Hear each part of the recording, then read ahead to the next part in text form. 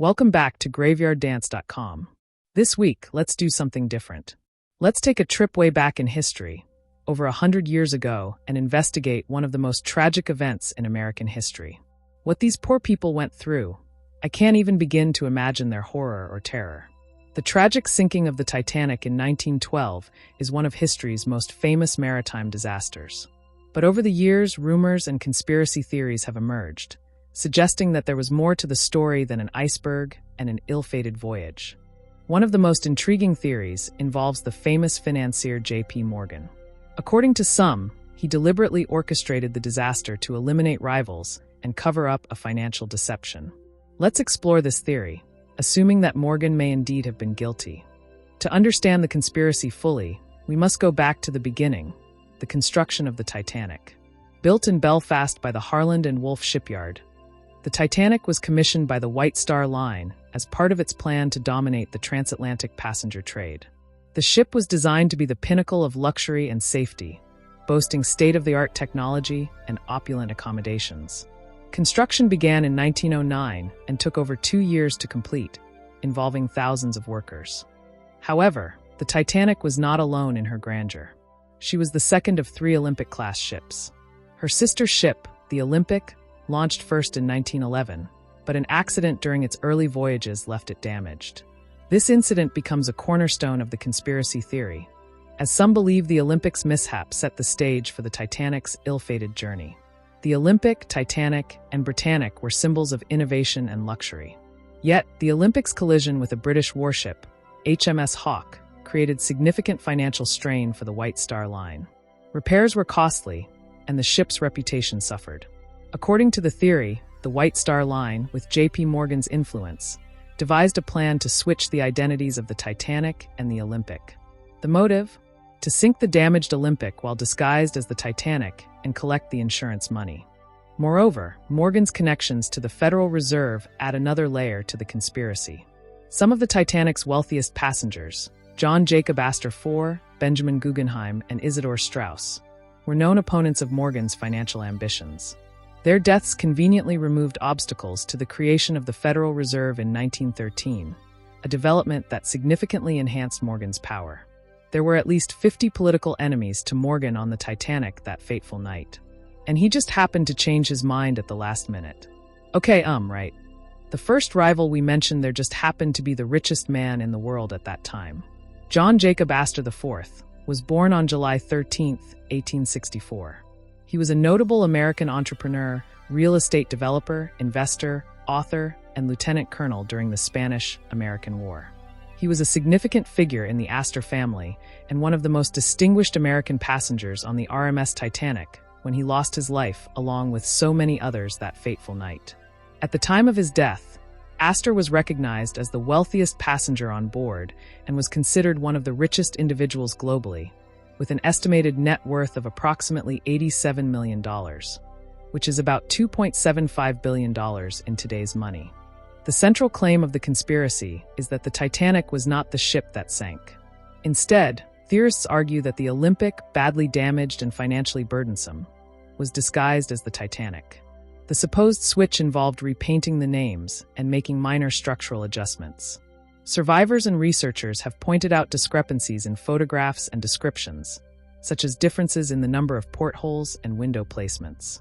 Beyond the financial incentives, Morgan's potential motives extended to eliminating opposition. The deaths of Astor, Guggenheim, and Straus removed significant obstacles to his plans for centralizing banking power. While many innocent lives were lost in the disaster, proponents of the theory argue that Morgan viewed this as collateral damage in his quest for dominance. If this is true, this guy is right up there with Hitler and Stalin in my book.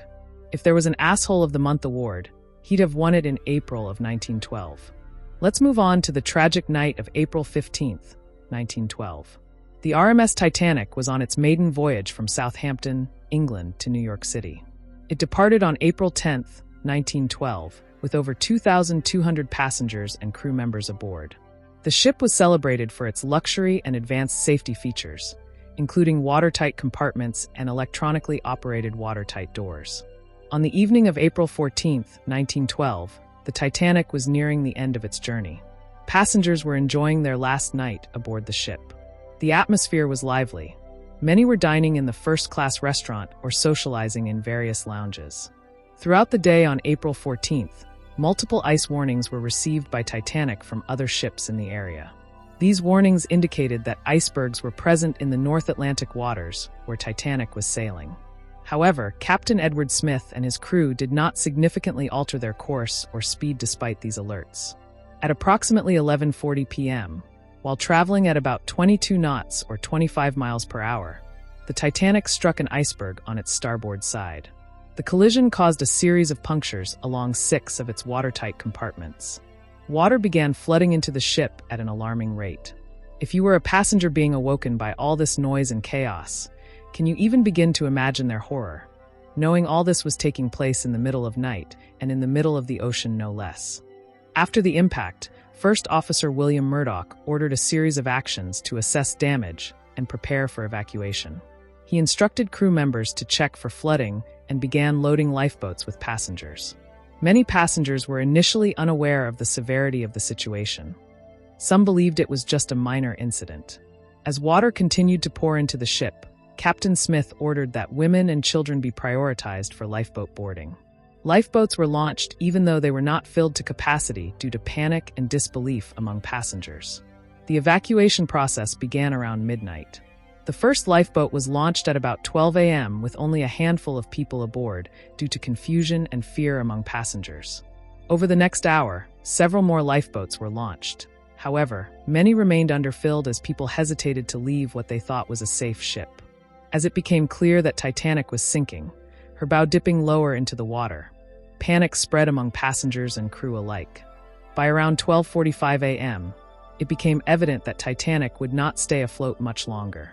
The last lifeboat left at approximately 2:05 a.m. with only one man aboard, a crew member who had been helping women and children escape. At around 2:20 a.m. on April 15th, Titanic broke apart as it sank beneath the waves. As all this was going on, incredibly the band of violinists was ordered to stay and play to help calm the passengers who knew they were all doomed to an agonizing death.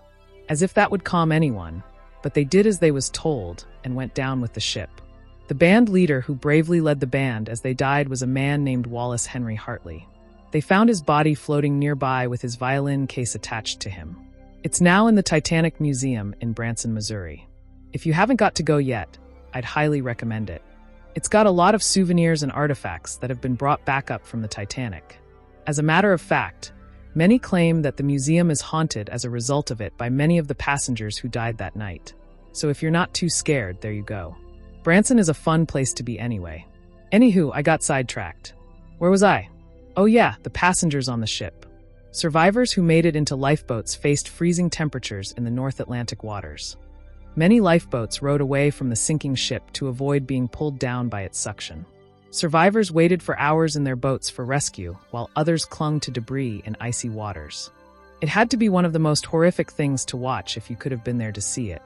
The bending and breaking of the ship was so loud that it almost drowned out the screams of terror from the passengers who were falling off the ship hundreds of feet into icy cold dark water. If the fear of drowning wasn't bad enough, you had many injuries which would have caused bleeding and deaths, which in turn would have attracted tons of sharks. This is eerily similar to what happened to the men on the RSS Indianapolis. If you didn't see it yet, we did a story on that too a long time ago. You can find it at our website, graveyarddance.com. At approximately 4 a.m. on April 15th, RMS Carpathia arrived at the scene after receiving distress signals from Titanic's radio operators before they lost contact. Apparently, they were having trouble finding the passengers until they heard the barking of a dog who belonged to one of the doomed passengers. His barks led them right to the people who needed help, so yeah, good doggy. Which reminds me, if you're looking for your own rescue pup, head over to izofadog.com. If you live in the United States, you can find anything you're looking for, and you're helping save a life as well. The Carpathia began rescuing survivors from lifeboats starting around 4:10 a.m. In total, about 705 individuals survived out of over 2,200 on board. The tragedy resulted in significant loss of life and led to changes in maritime laws regarding safety regulations and lifeboat requirements for passenger ships. If it is true that J.P. Morgan did this for financial gain, then that would tie more murders to him than most modern serial killers. Ted Bundy, Gary Ridgway, or even the BTK killer would have anything on this guy. I won't get into a spiritual conversation on here, but just for argument's sake, if God truly does exist, can you even remotely imagine trying to explain why you killed so many people all for a few bucks? If he did it, I wouldn't want to be that guy. The Titanic was found in 1985 by Dr. Robert Ballard, an oceanographer and naval officer. The discovery took place on September 1, 1985, approximately 12,600 feet, about 3,800 meters, below the surface of the North Atlantic Ocean, around 400 miles off the coast of Newfoundland, Canada. Dr. Ballard's search for the Titanic was part of a larger project that initially focused on locating two missing U.S. submarines, USS Thresher and USS Scorpion. After successfully finding these submarines, he had only a limited time left to search for the Titanic. Utilizing advanced technology such as remotely operated vehicles equipped with sonar and cameras, Ballard was able to locate the wreckage by following a debris trail that led him to the site. The moment of discovery was significant not only for its historical importance, but also for how it reignited global interest in the Titanic story and its tragic sinking. Over the years, many notable figures have visited the Titanic wreck site, including James Cameron. The filmmaker known for Titanic made several dives to the wreck in the late 1990s as part of his research for the film, as well as OceanGate expeditions. This company has organized several manned missions to the Titanic using their submersible named Titan. The last one didn't go so well. On June 18, 2023, a tragic incident occurred involving a submersible named Titan operated by OceanGate Expeditions during an expedition to explore the Titanic wreck. The Titan was carrying 5 people when it lost contact with its support vessel about 1 hour into its descent. The 5 individuals aboard Titan were Stockton Rush, CEO of OceanGate and pilot of Titan; Hamish Harding, a British businessman and explorer; Shahzada Dawood, a Pakistani-British businessman; Suleiman Dawood, the son of Shahzada Dawood; and Paul-Henri Nargeolet, a renowned French deep-sea explorer known for his extensive work on Titanic expeditions. After losing contact with Titan, a massive search operation was launched involving multiple countries and agencies. Unfortunately, debris from Titan was found near the Titanic wreck site shortly after, indicating a catastrophic implosion that resulted in all 5 occupants' deaths. The ship has been resting on the ocean floor for over a century. Its deterioration is a complex process influenced by several factors, including environmental conditions, the presence of metal-eating bacteria, and the physical stresses exerted by deep-sea pressures.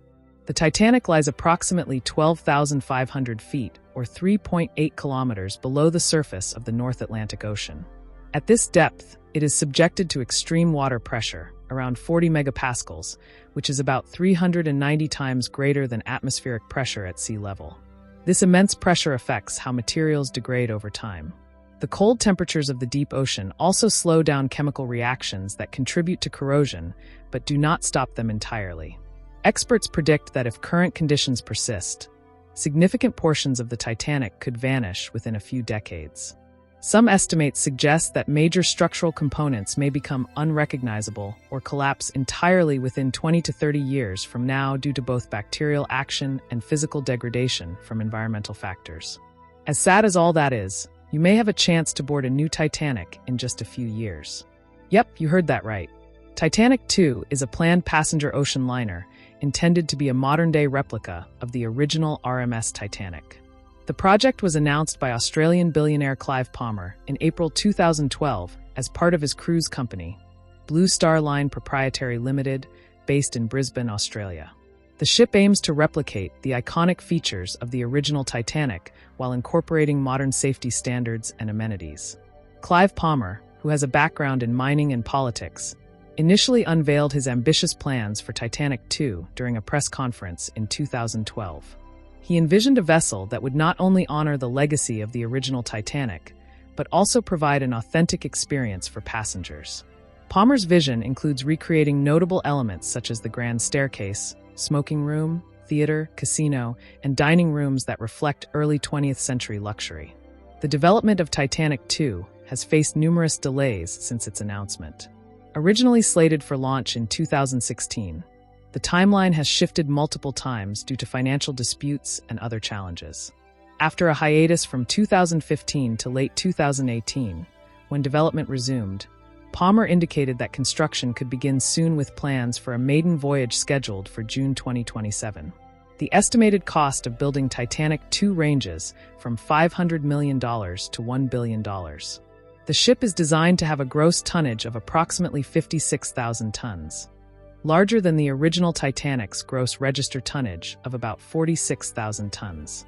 Titanic II will feature 9 decks with plans for 835 cabins, 383 first-class cabins, 201 second-class cabins, and 251 third-class rooms. It is designed to accommodate around 2,345 passengers who may be encouraged to dress in period attire reminiscent of the early 1900s during their voyage. As of December 2024, Clive Palmer has reiterated his commitment to bringing Titanic II to fruition. He claims that he now has more financial resources available than before and intends to secure a shipyard for construction soon.